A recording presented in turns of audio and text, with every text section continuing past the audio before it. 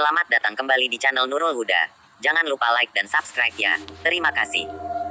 Kita lanjut lagi ceritanya. Cerita novel, Kutukan Tumbal. Episode 10. Mengerti arti firasat. Penulis, Zaim Novelis. Oleh Zaim Novelis. Sorot pandang beberapa siswi mulai terlihat sinis saat Kayla dan Jin memasuki aula bersama-sama. Ada semacam tatapan iri di kedua bola mata mereka. Duduk di sana, yuk. Jin meraih pergelangan tangan Kayla, mengajaknya berjalan menuju kursi barisan belakang sebelah kanan. Sepertinya anak tampan ini menyukaimu, kata Gea yang entah sejak kapan ada di depan Kayla, membuat Kayla sedikit terlonjak kaget. Gea memperhatikan wajah Kayla baik-baik. Kayla memang cukup cantik, wajahnya sedap dipandang karena terlihat kalem dan ramah. Tubuhnya yang agak pendek membuatnya terlihat lemah. Wajar jika dia sering dilindungi beberapa teman laki-laki. Dengar, anak laki tampan ini bisa membuatmu dalam masalah, sambung Gea seraya memandangi wajah Jin, tepat di depan muka Jin. Masalah apa yang hantu ini maksud? Apa berhubungan dengan firasat burukku? Pikir Kayla. Tunggu saja. Cepat atau lambat, kamu pasti mengerti masalah yang akan datang padamu karena anak laki-laki ini, ucap Gea. Pasti berhubungan dengan firasat burukku. Sepertinya kamu masih kekeh berpura-pura tidak bisa melihatku, ya. Dengar, aku tidak akan menyerah. Aku akan membuatmu membantuku mencari alamat orang-orang yang telah membuliku. Gea terkikik. Dia beralih dengan mudah dan kini duduk menunduk di sebelah Kayla, membuat sebagian rambut panjangnya menutupi wajah pucatnya. Dari kejauhan, mata Sela memicing, melihat Kayla duduk di sebelah Jin, salah satu cowok hits di sekolah. Tangannya mengepal marah, tak terima bagaimana mungkin seorang anak pembantu bisa dekat dengan cowok seperti Jin. Tak lama menunggu, acara pun dimulai, diisi dengan penyampaian materi tentang kepemimpinan. Kayla berdiri, lalu beranjak ingin ke toilet. Namun, tiba-tiba ia jatuh terjerembab ke lantai saat salah seorang siswi sengaja menjulurkan kakinya. Sorry, nggak sengaja, kata siswi itu lalu ia mengangkat salah satu sudut bibirnya. Iya, nggak apa-apa, timpal Kayla lalu kembali berjalan. Ini masalah yang kumaksud, kata Gea yang berjalan melayang di samping Kayla. Disukai anak populer memang tidak mudah. Mau tidak mau, kamu harus menerima perilaku bullying. Langkah kaki Kayla terhenti. Kepalanya mendadak pusing. Sekelebat tampilan ia lihat di kedua bola matanya, tepat saat dia mengatakan kata bullying. Kayla melihat dirinya dibawa paksa sekelompok siswi ke toilet gedung lama yang berada di belakang gedung sekolah. Sekelompok siswi itu lantas melakukan sejumlah kekerasan padanya, mendorongnya, lalu menjambak rambutnya. Jadi, sekarang Kayla mengerti alasan dari firasat buruknya saat mengenal Jin. Dia harus mendapatkan perilaku bullying dari sejumlah siswi yang iri dengannya karena bisa akrab dengan Jin. Mulai sekarang, aku harus menjauhi Jin. Aku tidak mau dibully. Aku harus fokus belajar dan mempertahankan nilai akademiku. Tidak ada waktu untuk berurusan dengan masalah seperti itu, pikir Kayla. Jin sedari tadi celingukan mencari Kayla. Dia terhenti dengan mata menyipit saat melihat Kayla keluar dari toilet aula dan duduk di barisan lain. Tuh anak kenapa, sih?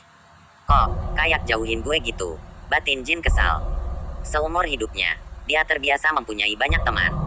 Tidak ada satupun orang yang menjauhinya. Dan hal itu membuatnya terheran-heran mengapa Kayla berbeda. Episode 11. Kepulan asap berbahaya. Pria yang mengambil boneka emas bermata berlian biru, kini terkapar di salah satu ranjang rumah sakit dengan napas tersengal. Matanya mendelik kesakitan, sekujur tubuhnya lebam. Ia terserang suatu penyakit kulit yang bahkan dokter pun tak tahu jenis apakah penyakit yang ia derita. Kulitnya bersisik, nanah berbau busuk keluar perlahan dari celah sisik di kulitnya yang lebam entah karena apa. Pria itu langsung menjual boneka emas itu ke toko saat mengambilnya dari mobil Paliem yang mengalami kecelakaan. Konon katanya, beberapa orang pekerja di toko emas meninggal dunia setelah melebur boneka tersebut dan mengolahnya menjadi sejumlah perhiasan. Tak hanya itu, pemilik toko emas pun kini mulai sakit-sakitan, kerap kali muntah darah. Padahal sebelumnya ia sehat-sehat saja. Perhiasan-perhiasan itu lantas dijual ke berbagai pelanggan. Tanpa tahu kutukan dalam bahan perhiasan itu masih mengalir. Arwah sesosok manusia berlendir masih tinggal dalam emas tersebut meski sudah dipecah. Entah sudah berapa nyawa yang ia habisi. Seorang wanita bernama Butalita membeli sebuah cincin emas bermata berlian biru yang bermodel untuk pria. Sengaja ia membelinya untuk hadiah ulang tahun anak tunggalnya yang menginjak usia 16 tahun. Kayla merasakan bulu kuduknya berdiri saat Jin memasuki ruang kelas. Dia melihat sedikit kepulan asap yang tampak seperti rangkaian rambut-rambut tipis. Kepulan asap itu jelas tidak asing bagi Kayla. Tepat sebelum ia datang ke Jakarta, dia melihat kepulan asap yang sama. Kepulan asap itu sangat berbahaya. Aneh, kenapa kepulan asap itu samar-samar mengikuti Jin? Kemarin Jin baik-baik saja. Tapi, kenapa? Kayla bertanya-tanya. Kayla mengedikkan bahu mencoba tak peduli. Sudah 2 minggu dia bersekolah di SMA 5 Pelita sebagai anak normal. Belum ada satupun orang yang mengetahui kemampuannya dalam melihat makhluk-makhluk astral. Kayla suka kehidupan seperti itu. Kini tidak ada orang yang menjauhinya karena dalih takut. Itulah sebabnya Kayla mencoba tak peduli walau tahu Jin dikelilingi asap hitam yang sangat berbahaya. Jin duduk di bangkunya, menaruh tas, lalu mengeluarkan buku pelajaran dan alat tulis.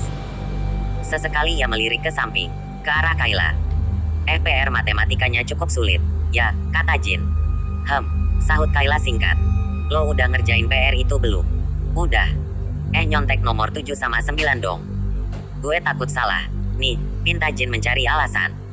Sebenarnya dia hanya ingin berbicara dengan Kayla saja. Kayla menatap sinis pada Jin. Maaf, aku tidak terbiasa menyontek dan dicontek. Pelit amat, sih, lo. Kayla mengemasi buku dan alat tulisnya ke dalam tas. Dia berjalan menuju bangku Eriska lalu berhenti, meletakkan tasnya di atas meja, membuat dahi Eriska berkernyit heran. Boleh tukeran tempat duduk? Tanya Kayla. Eriska melirik ke arah Jin, lalu tersenyum senang. Boleh banget. Eriska langsung mengemasi buku dan alat tulisnya, lalu bertukar tempat duduk dengan Kayla. Dia kini duduk tepat di sebelah Jin, memandangi wajah Jin dengan senyum sumringah. Satu-satunya cara menjauhi cowok itu hanyalah bertukar tempat duduk dengan orang lain. Dengan begitu, aku bisa meminimalisir dampak dari firasat buruk yang aku rasakan, pikir Kayla. Tak lama setelah itu, Bu Yani datang, mengucap salam, lalu menyuruh seluruh siswa untuk mengumpulkan buku PR di mejanya. Kemudian Bu Yani mulai mengajarkan materi dan memberikan beberapa soal latihan. Mata Kayla memicing. Dia kesulitan melihat papan tulis karena terhalangi tubuh transparan Gea. Hantu yang satu itu belum jera mengganggunya, membuatnya jengkel bukan main.